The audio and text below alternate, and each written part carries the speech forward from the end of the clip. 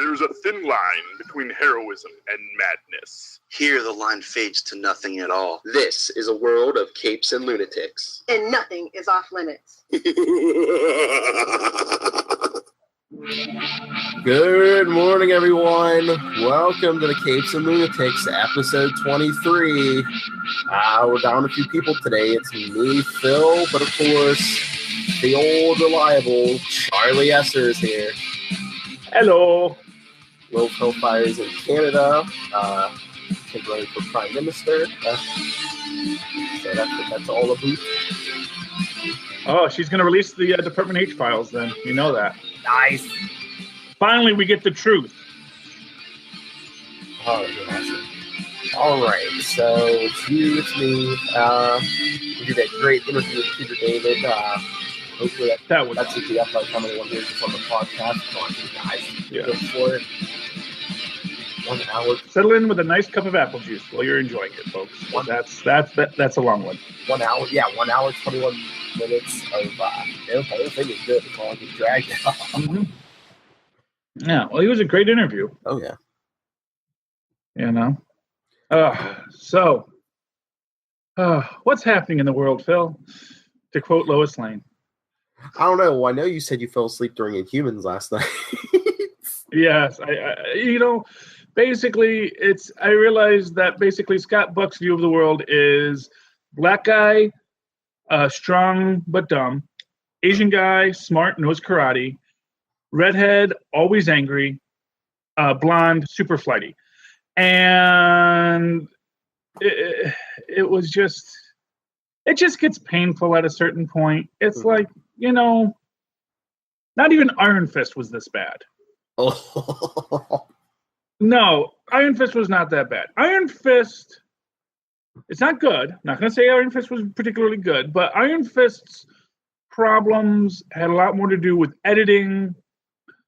And yes, Scott Buck's idiot storytelling is a part of it too, but I think that he was probably under a tighter rein at Netflix. Mm-hmm. That was able to mask some of that. I think that someone let him go a little too far with all this. And it just, the incredible lack of talent of the man is just on full display. I mean, do you think the other problem is, between this and Iron Fist is like, this is supposed to be like a more grand story, like a bigger story. And, it's just, it's much easier to see his Scott Buck's flaws in Inhumans than Iron Fist. I still don't think it's a grand story. This really isn't that much grander than Iron Fist. Honestly, Iron Fist. But it's supposed to be, isn't it? Well, I have no idea what this is supposed to be. I think we all got a bad case of the supposed tos. It's supposed to be this. No, it is something, and what it is isn't good. Now, could it have been something else? Of course, anything could have been something else. But this is just. It's just a train wreck that hit an airplane as it ran into the side of a mountain. It's just, but less funny, I guess, is what I would say. Yeah, no, it's just, I got mad at you because you reminded me that it was about to come on. And I was like, Well, I almost forgot that I remembered, so I wasn't going to suffer alone. I know, but I was like the only person tweeting it, and at least in my feed. If there is someone out there tweeting it, let me know. Follow me so I can see your tweets too. But yes, that's at Charlie Esser. That seems to be C-H-A-R-L-I-E-S-S-E-R. That seems to be the consensus because, I remembered 5 minutes before it came on because I was looking at my schedule on the TV and I was just like, "Oh, that's on again." I'm like, "Oh, that's still on." And then I looked. I was like, "Oh, it's only episode 5. We got 3 more after this." Oh God. Oh. Yeah. So that's that. It's part of me wants to have a special 3-hour special event next week just so we can get it done with. Pull that Band-Aid right off. Okay. No, it is.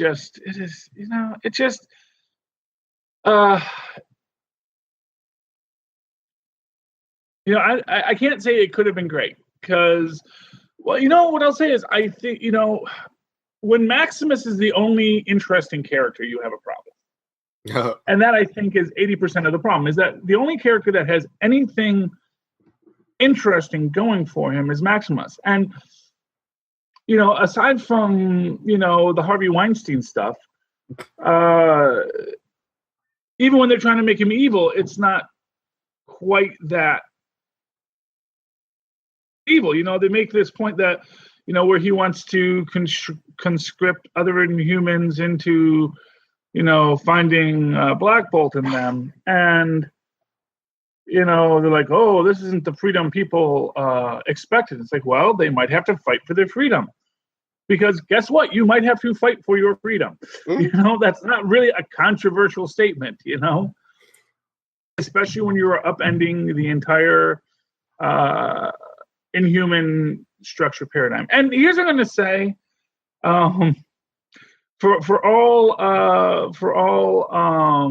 Peter David's protestations that you have to make Lockjaw a dog because otherwise the Inhumans are real jerks. The Inhumans are real jerks, and I think it's time we stop trying to excuse their jerkiness. I think like I said, when Maximus is the nicest of the group. And let's be honest, going back, Maximus has always been kind of the one guy that, questioned what the entire Inhuman mess was, Yes, he did it for his own selfish means to gain power, but that doesn't mean the system wasn't broken. Mm-hmm. And in this universe, the system is so painfully broken that you kind of got to say, you know what, maybe we should acknowledge that, yes, the Inhumans are real jerks. And, making them into the mutants doesn't help because it just means, oh, now we have a royal family of mutants. Basically, instead of making them into the mutants, they make them into House of M. Mm-hmm. Except like an exiled House of M. So that's essentially what it is. In the same way that the House of M had their very anti-human biases, so do the Inhumans, and the Inhumans are just bad people. It's like they're inhuman or something. Well, it's right in the name. They're inhumane. Of course they treat Lockjaw horribly. I don't know. Maybe I'm just taking a stab in the dark, but I think this show, don't ask me why, is taking like a long, curving, complicated journey to. We were talking about like the racism of the Inhumans. We all are like, oh, you're just human. I think all their journeys with these humans on Earth, and don't get me started on that, but I think obviously it's all about them learning the lesson from magical humans. Yeah, it's we're gonna teach them that it's okay if we're just humans. Exactly. They're gonna be like, oh, humans aren't so bad, but at the end, Maximus is still gonna be like, I'm gonna enslave the Inhumans. I'm gonna enslave humanity. So then you'll definitely see, oh yeah, well, the royal family isn't as bad as Maximus, and it's just like we need 8 episodes to get there for that.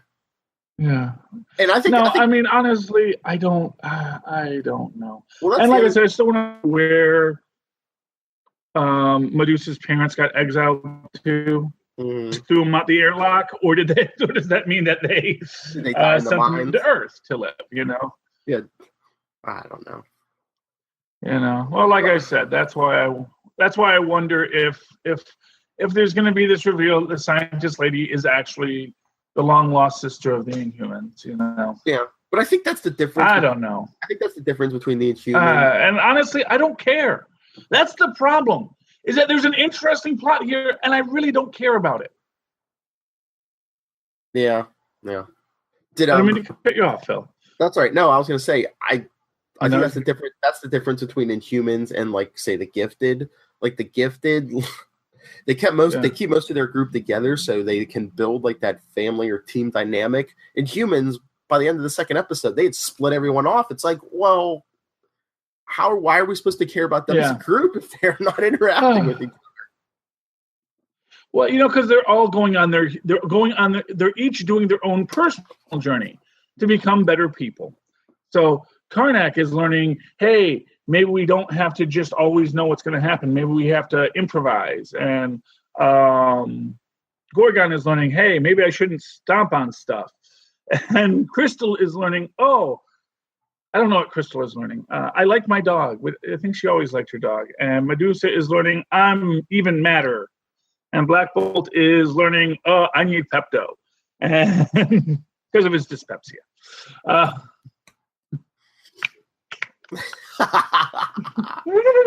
You know? Yeah, I know. Yeah. You know, and not for nothing, one of the most BA moments that I'll give it was when Medusa is talking to Maximus last episode and says, my husband wishes to have words with you, which is basically, you know, the way of saying my husband's going to savagely murder you when we get home. And Maximus is basically bring it, you know, because the fact of the matter is that, you know, Black Bolt was evil, you know. Oh yeah, these are evil people. You need only look at what's his name, Mortis, to realize how freaking evil they are as a society. Because it's like, oh, we want you to have powers, but if you have too much power, if you become a threat, we're going to lock you away for no particular reason, except for the fact that, you know, you're a living nuclear bomb. We're not going to try to use our super science to fix it. We're just going to say you're a living nuclear bomb, go in the cell. Don't make us have to destroy you, even though we are afraid you could destroy us, you know. Mm. And meanwhile, if you happen to be royal, if you happen to have that royal privilege, doesn't matter if the slightest utterance of if you stub your toe one day and go, oof, you know, you're going to destroy a cop car. That's so bad. It's such a bad show. I mean, they have a big problem when you, Mr. Marvel, falls asleep during every episode. Well, I mean, to be fair, there were times I fell asleep during Agents of S.H.I.E.L.D., but not because I was sick of it. Yeah. Like, when I fell asleep watching Agents of S.H.I.E.L.D., I go, oh, man, I can't believe I got so tired and had so much apple juice that I fell asleep. I would go, oh, you know what? Let me, apple juice makes you sleep. Mm-hmm. It's such a comfort food. You know, I'm watching, you know, I would get, you know, then I'd go to the DVR because I'm always DVRing it, and I go back and I watch it again and watch what I missed. Oh, so cool. Yeah, I haven't finished watching that episode yet, and I probably will. I probably will. I was debating when I got up. I was like, oh, I should watch it before we talk today because, you know. Don't worry about it. Yes. Now, The Gifted is interesting. Mm-hmm. Now, The Gifted is a good show. See, here's my problem. And this is the problem with the disconnected universes. Inhumans is a bad show, but I have to watch it because it's part of the MCU, and I want to know what the status quo of the Inhumans are at the end of it. You know? Mm-hmm. And I want to see if they're going to bring in Fitz or Daisy or Simmons or Coulson or anyone in this whole story at the end of it. Along those same lines, I mean, The Gifted is good, but it is so outside of any universe that I'm associated with that it's like I don't have the stakes in it. You know? I don't have the stakes in The Gifted to watch it because even the Fox universe movies aren't really aligned with it, you know? Yeah, it's kind of like... It's not going to tie into New Mutants, which is the next one.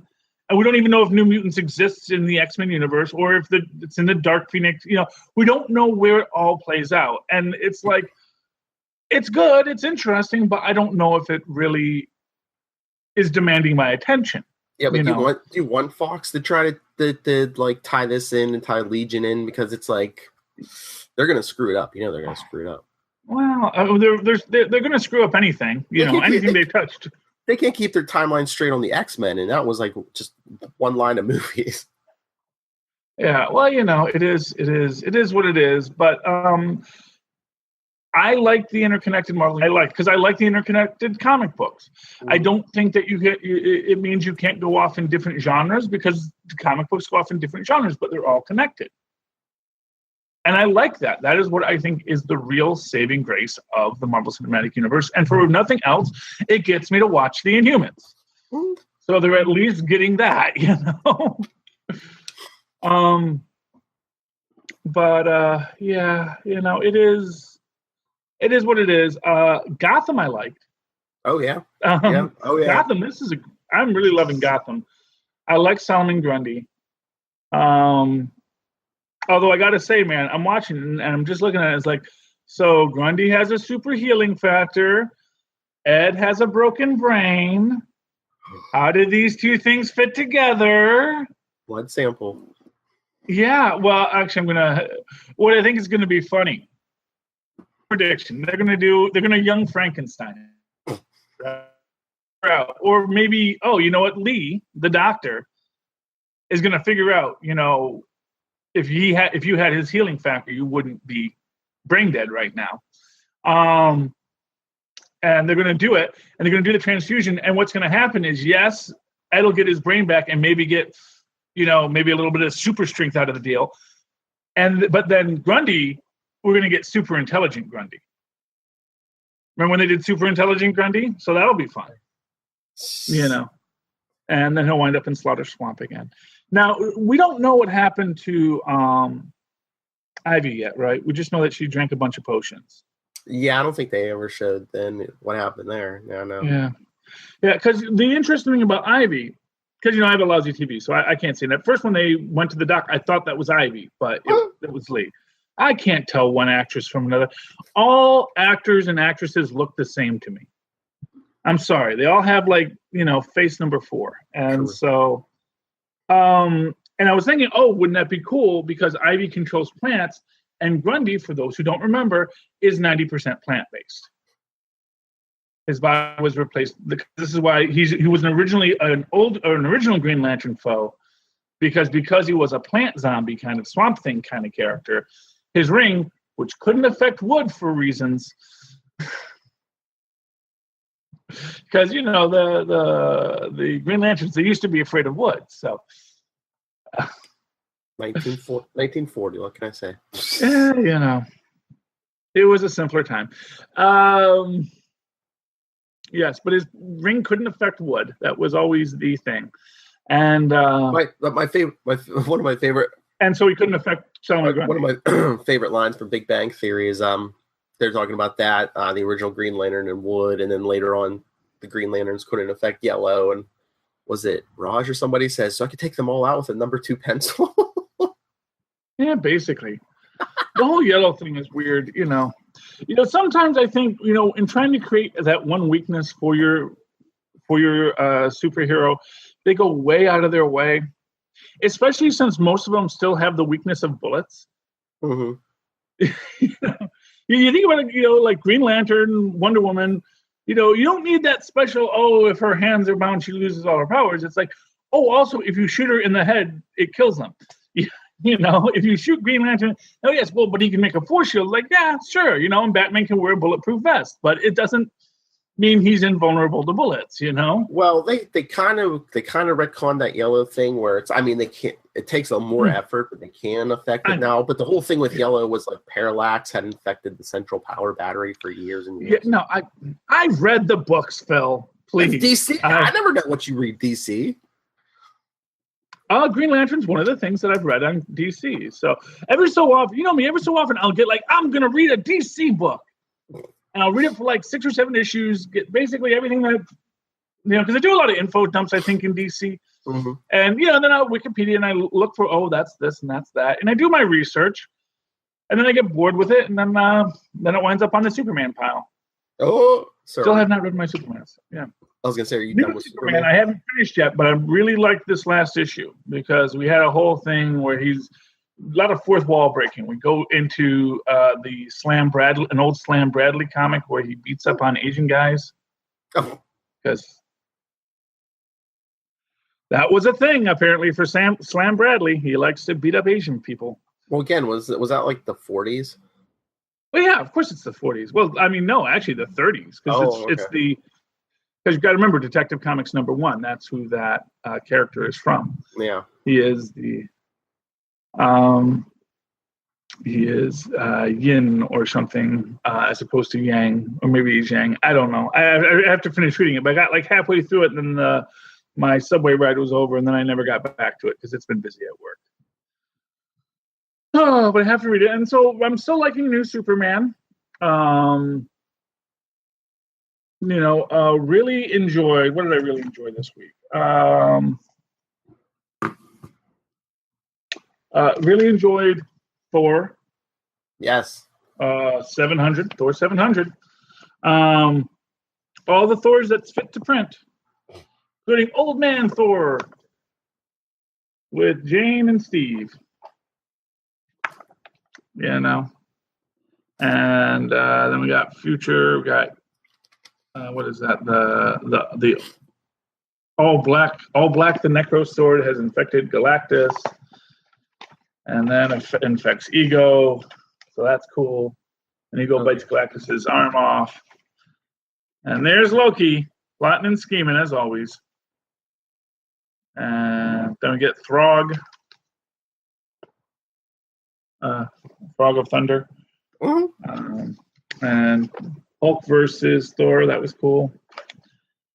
Although, man, Jen having blackouts, that's interesting. Mm-hmm. That's worrisome. And hey, look who gets the Infinity Gauntlet. Loki. Yeah, that'll be good. He must really be plotting something, because did you read Doctor Strange this week? Yes. Where did I put my Doctor Strange? I mean, he wasn't in there this issue, but next issue it looks like, and from what I've seen, stuff to come, it looks like he's going to be the new Sorcerer Supreme. Mm-hmm. It makes perfect sense when you think about it, because, like, okay, so they're trying to find magic, but Loki is a magic relic, Mm-hmm. So it makes sense he's going to come in. He's a god of magic, so he can come in and be the Sorcerer Supreme. So that's cute. So I'm feeling Loki on that. Oh, and speaking of Thor, yes, did you hear what Feige said about Thor? I saw the headline. Did he say, "Oh, that's pretty interesting, a female Thor"? Something along those lines, and it makes me wonder. Here's what I'm asking: I wonder if, because I haven't seen it yet. I know some people have, so they know the answer. I wonder if Thor gets his hammer back at the end of Ragnarok. Mm. And if he doesn't, if there's any way to get Natalie Portman back in the franchise, I think letting her be Thor is probably the only way. I was reading some early reviews of the piece. It was neat because they actually made this great suggestion about Chris Hemsworth, that he's basically a modern-day Marilyn Monroe.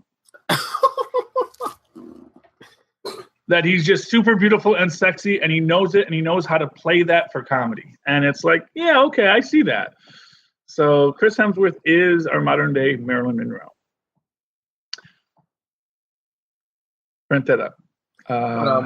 Yeah, so I bet you after Ragnarok he keeps the hammer up, because I bet you he's in Infinity War. But after Infinity War, I wonder if they bring her in, or if they can't get Natalie Portman, do they give it to like Valkyrie or something? No, they could do that too. Well, here's what I'm going to say. Have we seen pictures of him with his hammer in Infinity War?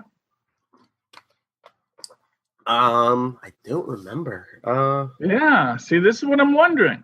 So he could have his axe. He could have his whatever he calls his axe, the one that cuts celestial armor, which that could come in handy. Yeah.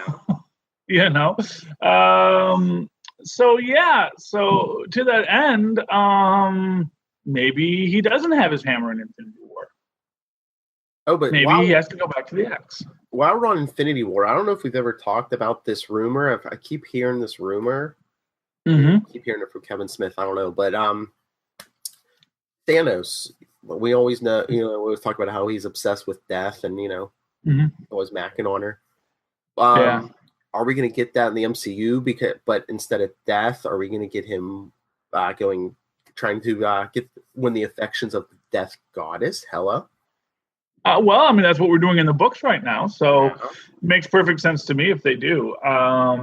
I don't know who inspires who in these things, but I got to imagine that's, here's the thing. I don't know if Thanos is actually like physically in love with the esoteric manifestation of death in the MCU. He may adore death. He may be. I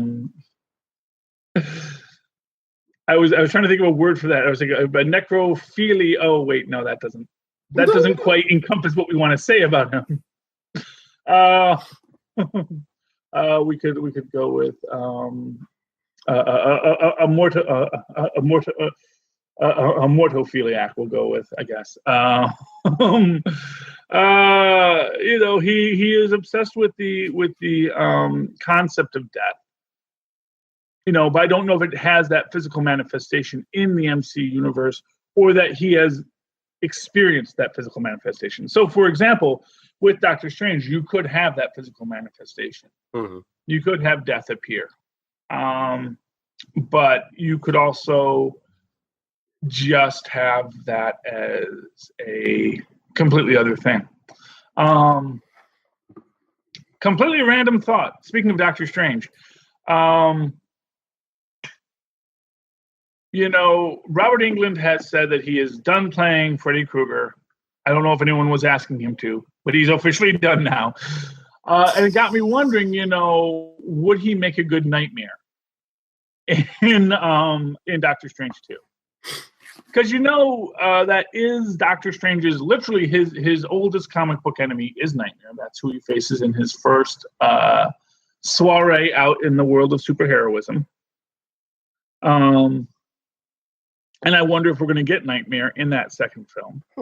He seems like a natural fit to me. I mean, if nothing else, you could get Nightmare. Here's what I'll tell you. What would be cool with Nightmare is you can have Nightmare being that low-key manipulative guy, but also still be much more villainous and not need that redemption. Because I can imagine Nightmare visiting Mordo in his dreams and feeding him the dreams of, you are the one who should have been Sorcerer Supreme. You are the one who should be the leading and protecting the world, and feeding into that to get him to open the gateways for Nightmare, to bring the Nightmare universe to the Nightmare dimension to Earth. So that would make a really great plot line. And I was just thinking, you know what? I think Robert Englund could do that role really well. Because I think one of the reasons he wants to get away from Freddy is he wants to do more subtle types of acting. And I think Nightmare can be a very subtle character. Especially if you want. And of course, immediately. Yeah. No, I was going to say, you want to keep it in like that supernatural realm, but you want to do something different than like the first movie. Yeah, that's totally a great idea. Yeah, and what I think, because I've always loved Robert Englund as an actor, and I think that he probably wants to get away from Freddy Krueger because it is, it's a character he's done a lot, and but it's also a character that's very bish and bang and very, very quippy. And being a character that's a little bit more manipulative, a little more subtle, I think it plays into his wheelhouse as an actor that he doesn't get to explore a lot. He's had some great roles where he was unassuming villains, and I think that would be a great role for him. So do it now. England is Nightmare, and hashtag, and let's get that trending. Because I think that would be a great story to explore. Because I don't think they should go back to Dormammu. I think they need to explore the other villains. And I think Nightmare is a perfect villain to explore. That's my take. We need some kind of fancy hashtag, like hashtag jolly old England. Yeah, sure. Anyway, what else is in the news today, Phil? Because I'm using up all my super connectivities here, man. Yeah, I was going to say. Lousy capes and lunatics. Yeah, don't use up all that. Got nothing anymore. We're just going to sit there at the screen for 5 minutes. Oh, you probably didn't read Invincible Iron Man, right? No. I gotta start cutting books. Tony Stark's body has gone missing, Charlie. Yeah, I heard. But then we get this. What's that? some guy pops out of something. I don't know if it's supposed to be Tony Stark. It's like it looks like a completely hairless bald guy pops out of something and throws on some old school Iron Man armor and huddles on the floor. Okay. So go back to the picture of the guy. Okay.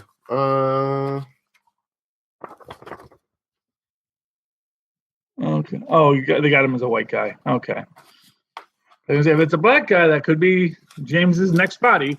Yeah, I just wonder if Tony cloned himself a new body, or. Well, probably he did it for James Rhodes. It would make sense he would do it for himself. True. Although then we get that same question about, but where's your actual body? And then it's, my actual body. Oh, it's over in storage locker B. They go there. Why are there two bodies in storage locker B? Oh, well, that's James. This is what? Didn't we bury him? No, that was the clone James. This is the original James. Well, it's like, why do you keep the originals? It's like, well, just in case you got to make another one. That seems to be the way with like every few years. Like it's like Tony Stark seems to update his body with like extremists or some other some cybernetic stuff, and then they go to like reboot, so they like either give him a new body or a new memory and just like get rid of all the whatever they did before. Get rid of all this all the fancy stuff. Just give a regular body back. Oh goodness, that's our Tony. But I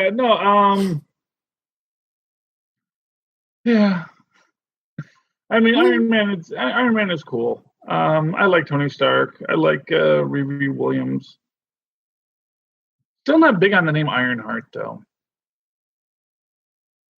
Not the least of which just because why do we keep on referencing iron? None of these things are made of iron. It's like iron. It was even when Iron Man actually wore a fully metallic armor, it was actually a steel armor, not an iron armor. And yes, iron is made of steel, but it's a carbonate alloy of iron, which is what makes it steel. Branding. Actual iron is actually a very brittle and not good for weapons substance. So see, that's what we were talking about last night at the end of our Peter David interview. We need Stan Lee on here to ask him all these questions. Oh yeah. I mean, can you imagine? I mean, we were trying to whittle down all the questions we had for Peter David. Can you imagine trying to like say if they're like, oh, you have an hour with Stan Lee? Can you imagine trying to whittle those questions down? Yeah, although I think a lot of it. Well, see, here's the thing about Stan Lee. Stan Lee probably does not, much like Peter David, doesn't remember any of the stuff But Stan Lee is going to vamp for it. Mm-hmm. And he's going to tell you some cock and bull story. He's just going to say, I remember, he'll make it up. Yeah, I'm going to make it up right on the spot. So here's what I was thinking. It would be awesome. It would be awesome. And like I said, if I win the lottery tonight, we will find out what his appearance fee is. And we will pay for Stan Lee to sit down with the Capes and the Lunatics. Nice. Maybe we'll all fly out to LA and it'll be real fun. Oh, that'd be awesome. Yeah. But if I win the lottery, why not, man? Yeah. All right. Yes. I know. I was big plans if I win the lottery. I was trying to think. I'm like, did you watch anything else on TV this week? Did you watch Legends of Tomorrow this week? Oh yes. Oh, I love the new season of Legends of Tomorrow. They are just leaning right into that curve, man. They are leaning right into the book. And it's silly and it's crazy and nothing makes sense. And you know what? If you wanted something to make sense, good luck with that. Well, not for nothing. It's sort of like where I was kind of going. I didn't want to be too mean to Peter on this subject when he wanted to see, and he doesn't remember why he did it, but why making the Hulk be able to breathe underwater. Now the logical argument is that it was kind of silly to say that he had the lung capacity of a whale when he doesn't have the actual lungs of a whale. And the other thing you could do was say, well, no, actually, it's just that his healing factor is so strong, it doesn't matter that he doesn't have enough oxygen. Now, you can make the point that if you say his healing factor will keep him alive without oxygen, then you actually go one step beyond what they actually did, which is now he actually does need the air in outer space to survive. Making him breathe water says he still needs oxygen. but his body found a way to breathe water. And so that's an interesting way to take it. But the other aspect of it is like just saying he doesn't have to hold his breath because it doesn't make sense that, you know, he could have the lung capacity of a whale if he doesn't have the lungs of a whale.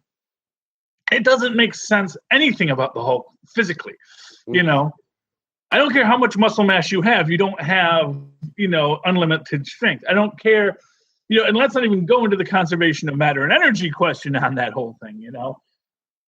The whole Mesopotamia of the whole thing is ridiculous. And I think that is what Legends of Tomorrow is pulling in this season, is it's saying, this is ridiculous. That's okay. Let's enjoy the show for its ridiculousness. Because it doesn't get less ridiculous just because you make it serious or just because you do anything. You know, nothing you do makes this less ridiculous. No matter how somber Gotham is, everything in Gotham is still ridiculous.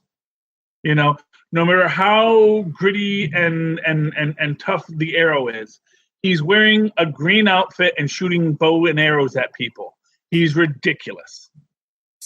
Legends of Tomorrow says it is ridiculous. That doesn't mean it's not fun, good, and enjoyable. You know, they're leaning right into it. The episode with P.T. Barnum was magnifique. Still don't know where we're going with Vixen and the modern day Vixen, because we get this thing where she sees Vixen in Detroit. Mm-hmm. You know, there is this whole history there. And now we find out that she getting, you know, losing control of the animal spirit powers. Not dissimilar to what we saw with White Tiger already in, was that Young Avengers? No, it wasn't Young Avengers. It wasn't Avengers Academy. I forget which one it was. But White Tiger was losing control of the Tiger Amulet. And actually now doesn't have the Tiger Amulet and just knows Kung Fu for reasons. So that's cool. And, you know, next episode we get Isis. That'll be fun. Yeah, there's a lot of cool things going on in Legends of Tomorrow. And, although we didn't get much with him, we got Bwana Beast. Mm-hmm.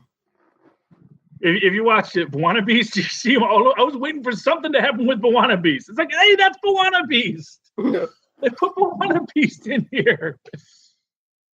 What are you going to do, Bwana Beast? But he doesn't do anything. He's just wearing the costume. So... I think but I think that's mostly because no one actually knows what the powers of Bwana Beast are. I think, yeah, it was just like an Easter egg, because I think someone else was like trying to make a connection, because I don't know if there was like a couple, I missed it, a couple performers walked by in like green and red, and people were like, oh, were those Dick Grayson's ancestors or something? It's like, come on. Well, I was actually hoping for him to say, you know, it's not like we can afford the Flying Graysons in this show. We need better acts. Oh. Yeah, you know. Oh, the Flying Graysons. Oh, and then they're never coming back to Gotham, are they? I guess not. Who knows? No. I think they said they're going to do something with Hush again, but they only had him in like one episode in season 1, so they might be pulling stuff. So. Yeah. You know, I enjoy Gotham for what it is. You know, I do like where Gotham is going. I like Grundy, and when I was tweeting on it, people were saying that's how you do a Grundy. Mm-hmm. That was a good Grundy. You know, I just want him to say, you know, Solomon Grundy hates friends. You know, can't say super friends, but my less than super friends. You're not my. Yeah, we were best friends, Grundy. I was just wondering at Legends of Tomorrow what they're going to do with Firestorm now that Victor Garber's leaving. Well, they'll figure out something, I guess. Yeah. You know, either they'll have Jack stay on and just say, I just have to go like they did now. I just have to go back once a week and high five him, you know, like we've been doing. Because that's what they did. So essentially they established this idea that, you know, he can go back on a regular basis and high-five him, and they stay alive, but Jax can continue on. And then you just don't have to worry about him being a firestormer, you know? I mean, they've done it a couple different ways in the comics. Like, for a while, Ronnie Raymond could transform into Firestorm by himself. Or Jason Rush, when he first appeared, I think he's basically who Jax is modeled on. Like, he didn't have, like, a regular partner. He was able to, like, bond with, like, different people. But he can only keep the bond for so long, or else, like, basically, like, vaporize the person if he kept them, you know, for too long. And then once he broke the connection, the other person, like, didn't remember anything. They're like, wait, what happened?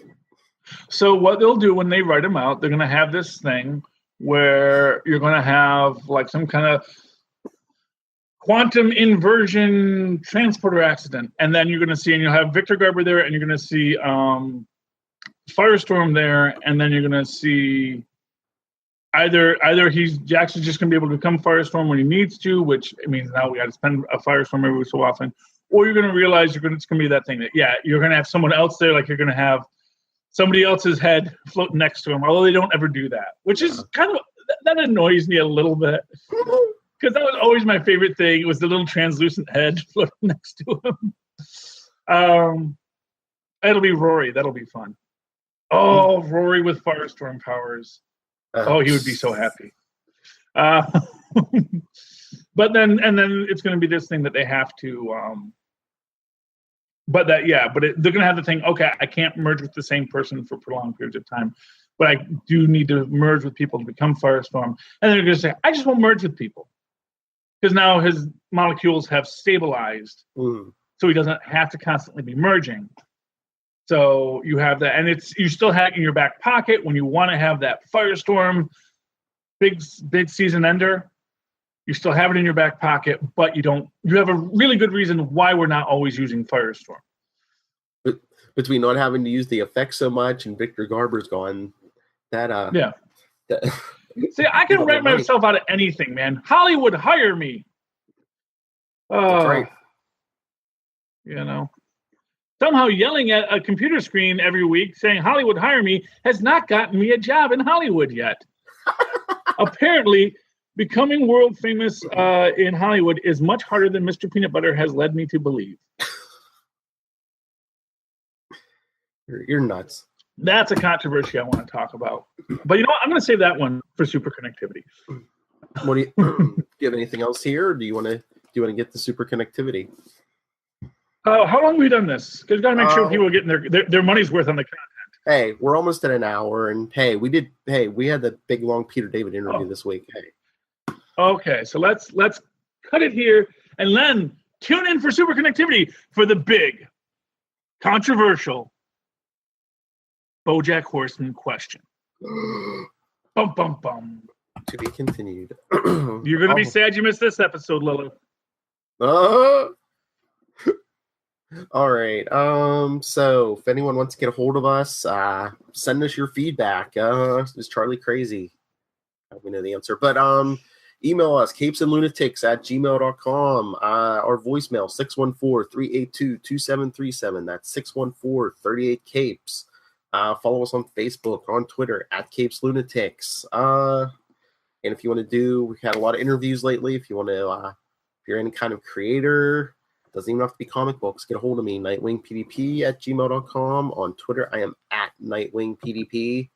And one of our previous interviews, I think it just went up today with cosplayer Alexandria the Red. Check her out October 27th and 28th at Los Angeles Comic Con, and keep your eyes peeled. We might have some more stuff coming up with her. And speaking of pretty people, Charlie Esser, where can people find you? I'm so pretty. You can always write to me in that old-fashioned email way, the way Oz and Paws once did. At superconnectivityblog@gmail.com. That's superconnectivityblog, all one word, @gmail.com. And, of course, follow me on Twitter as we live tweet the Inhumans and many shows that aren't horrible. At Charlie Esser, that's CharlieEssler. Look for the two E's in the middle for quality.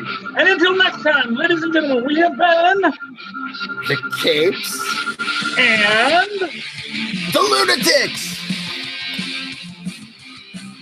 and that's how it's done. Showbiz, people.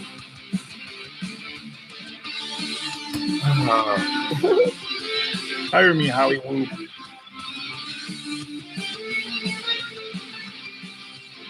Hollywood, Hollywood.